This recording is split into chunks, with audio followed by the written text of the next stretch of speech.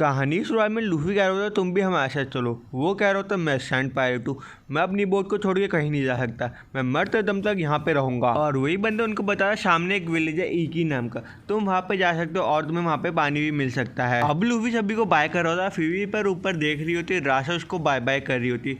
फीवी को ये देख के आंखों में आंसू आ जाते और उसको भी बाय कर रही होती है। फिर अब हमें एक बंदे को दिखाई देता है जो चेकिंग कर रहा था, कह रहा था यहाँ पे पायरेट आ गए, मुझे बिग ब्रदर को जाके बताना पड़ेगा। अब हमें अंदर का सीन दिखाई देता, हमें एक ब्लॉन्डी हेयर वाले बंदे को दिखाई देते जो कह रहा था मैं रेबल आर्मी से हूँ। वहाँ का मेयर कहते रेबल आर्मी जल्दी खत्म होने वाली है ना। ब्लॉन्डी हेयर की तो तुम कुछ क्रेजी स्टेप बोलते हो, पर हमारा पूरा भरोसा नहीं उठा अभी किंग तक, बस तुम हमें 3 टाइम का खाना दो और बूझ दो तो हम तुम्हारी रक्षा कर सकते हैं। मेयर कह रहे मुझे तुम पे भरोसा है और वहाँ से चले जाता है। एक बंदा आके ब्लॉन्डी को बता रहा था यहाँ पे पायरेट आ रहे हैं, हमें क्या करना चाहिए। वो बंदे कहते क्या हम उनसे लड़ेंगे, चश्मे वाला कहते पागल हो गया क्यों लड़ेंगे हम उनसे। और जो ब्लॉन्डी हेयर है वहाँ से जा रहा होता है। फिर वो लोग कहते तुम ऐसे खाना छोड़ के भाग रहे हो। वो कह रहा अगर जिंदा ही नहीं बचे तो ये खाने का फायदा क्या, चलो कहीं और चलते हैं। फिर अब ब्लॉन्डी हेयर बाहर निकल ही रहा होता है, पर एकदम से वहाँ पे एस आ जाता है, बैठ के खाना खा रहा होता है, कह रहा होता तुम रेबल आर्मी से हो पर तुम कितने बड़े स्कम हो। वो लोग कहते हैं अपना मुंह संभाल के बोल, और एकदम से हमला कर रहे होते हैं पर एस उनकी बैंड बजा देता है। एस अभी बैठ के खाना खा रहा होता है और कह रहा होता मुझे आके सूप दे दो। वो कहता है ठीक है, और एकदम से घुटने टेक देते, कह रहा है तुम बहुत ताकतवर हो, तुम मेरी मदद कर सकते हो, मैं तुम्हारे लिए कुछ भी करूंगा। एश कहता कुछ भी करोगी कि तुम मेरे लिए। नेक्स्ट सीन में एश लूफी को देख लेता है और लूफी के पास चले जाता है। लूफी कहता है मैं बहुत प्यासा हूँ।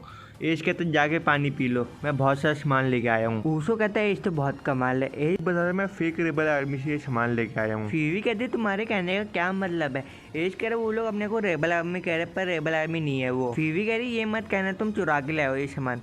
एश कह रहा क्या बात करी हो, ये मेरा स्टाइल नहीं है। नामी कहती है मतलब वो बॉडीगार्ड नहीं है यहाँ के। एश बोलते गांव वाले उन लोगों से इतना खुश है कि वो बेवकूफ बनने को भी तैयार है उनके हाथों। फीवी बोलती जो तुम सोच रहे हो रेबल आर्मी के बारे में वो रेबल आर्मी नहीं है।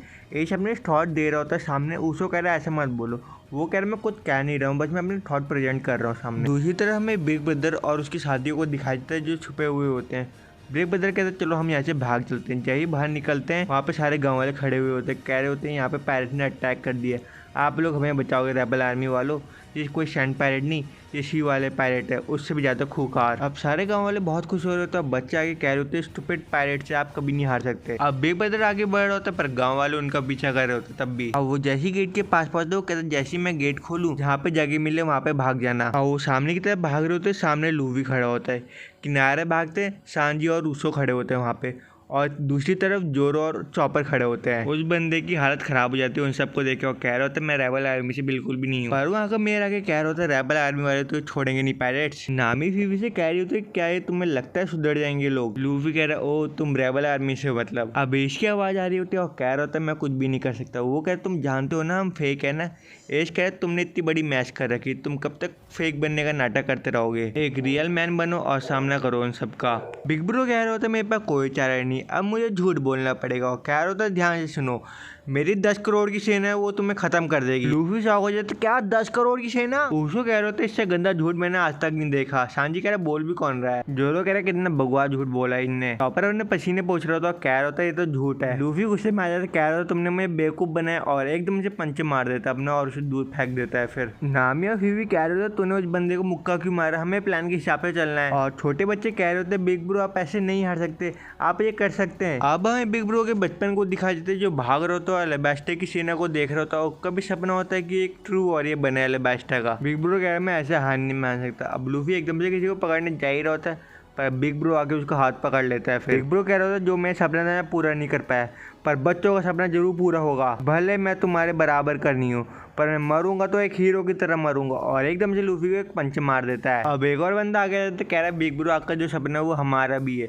और एकदम से सांजी को मार देता है। फिर पर सांजी उससे डॉज कर लेता है। उसके बाकी साथी भी रेडी हो जाते, कह रहे थे बिग ब्रो जो आपका सपना है वो हमारा सपना भी है, और लड़ने को रेडी हो जाते हैं। नामी कहती है उनको देखो जरा, उनका हार्ट बदल रहा है, वो लोग किसी के बारे में सोच रहे हैं, ये ठीक है ना। नामी अब ऊसो को सिग्नल कर देती है वहाँ से जाना होता है। ऊसो सभी को बुला लेता है पर लूफी जोर से हंस रहा होता है, ये बात हुई ना, ऐसे लड़ा करो। तो सांजी अब लूफी को अपने साथ ले जाता है और कह रहा होता है ये रेबल आर्मी वाले कितने स्ट्रॉन्ग है, हम इनको छोड़ेंगे नहीं कुछ भी हो जाए। जोरो कह रहा है कैसी बकचोदी, मुझे तो बहुत शर्म आ रही है। अब एज भी लूफी लोगों को ज्वाइन कर लेता है और कह रहा था कब तक हम ऐसे भागेंगे, कब तक ये ड्रामा चलते रहेगा। वीवी को अपनी एक दोस्त के बारे में याद आ रही थी जो कह रहा था तुम बड़ी होगी बहुत अच्छी प्रिंसेस बनोगी वीवी। अब लूफी को बहुत प्यास लग रही होती, कह रहा है मैं पानी पी लूँ, और जैसे ही पानी पी रहा होता है वो बाहर भी गिरा रहा होता है। उसको कह रहा है तुम बाहर क्यों गिरा रहे हो पानी, पानी हमें बचाना चाहिए, तुम्हें अगर पानी चाहिए तो सांजी से मांग लो। सांजी कह रहे हैं ये पानी मैं तुम्हें नहीं दे सकता, ये पानी मेरे प्यास नामी के लिए, जब वो प्यासी रहेगी तब मैं उसे पानी दूंगा। ओ नामी ये तुम्हारे लिए पानी है। लूफी कह रहे सांजी ये पानी मुझे दो,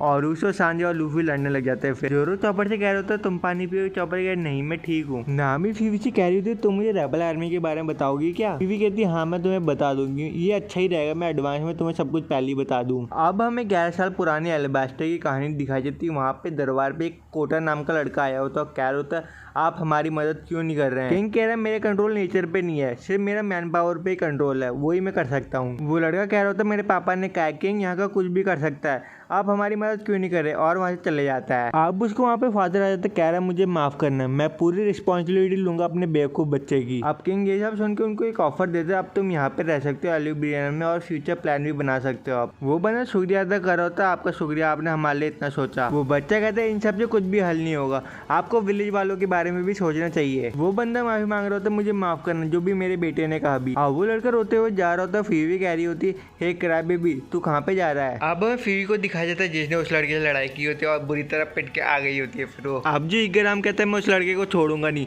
मुझे जाने दो किंग। अब उस लड़के के फादर भागते हुए आ रहे होते हैं, कह रहे होते इस चाकू से आप मेरी जान ले लीजिए। किंग अब दोनों को मार देता है, कह रहा होता चुप रहिए, वो दोनों अभी बच्चे ही हैं सिर्फ। अब हमें गाँव का नजारा दिखाया जाता है, वहाँ पे बच्चे कह रहे होते लड़ो लड़ो, प्रिंसेस बेबी आप जीतोगी, कोटा तुम जीतोगे। और ये जो लड़का होता है इसका नाम कोटा होता है, प्रिंसेस बीवी के साथ ये लड़ने वाला होता है। कोटा कह रहा होता है अगर मैं तुमसे लड़ाई में जीत गया मैं तुम्हारा लीडर बन जाऊंगा। प्रिंसेस बीवी कहती है अगर मैं जीत गया तो मैं तुम्हारी लीडर बन जाऊंगी। आप दोनों की लड़ाई खत्म हो जाती है, प्रिंसेस बीवी वाइस लीडर बन जाती है। फिर आप किंग ये सब बैठ के देख रहा होता है, कह रहा होता है इग्राम देखा तुमने फीवी के और कुछ नए दोस्त भी बन गए। अब हमें फीवी को दिखाया जाता है जो कोटे के घर में आ जाते हैं और पूछती होती है लीडर कहाँ पे है। उसकी मदर कहती कोटा तो यहाँ से निकल चुका है, वो तुम्हें वहीं मिलेगा जहाँ पे वो हमेशा रहता है, और फिर भी वहाँ से भी निकल जाती है। फिर उसके फादर कह रहे होते प्रिंसेस बीवी हमसे कितना घुल मिल गई है, भले हम कॉमनर हो। और हमें इग्राम को भी दिखाया जाता है फीवी का पीछा कर रहा था, पर वो लोग कहते तुम लंच खाओगे, इग्राम कहते नहीं मैंने लंच पैक कर रखा अपना। और हमें प्रिंसेस को भी दिखाया जाते जो इग्राम का पीछा कर रहा था, कह रहा होता किसी को मत बोलना, पर इग्राम वहाँ पे आ जाते कह रहा था मैं प्रिंसेस बीवी और आपका ध्यान कैसे रख सकता हूँ,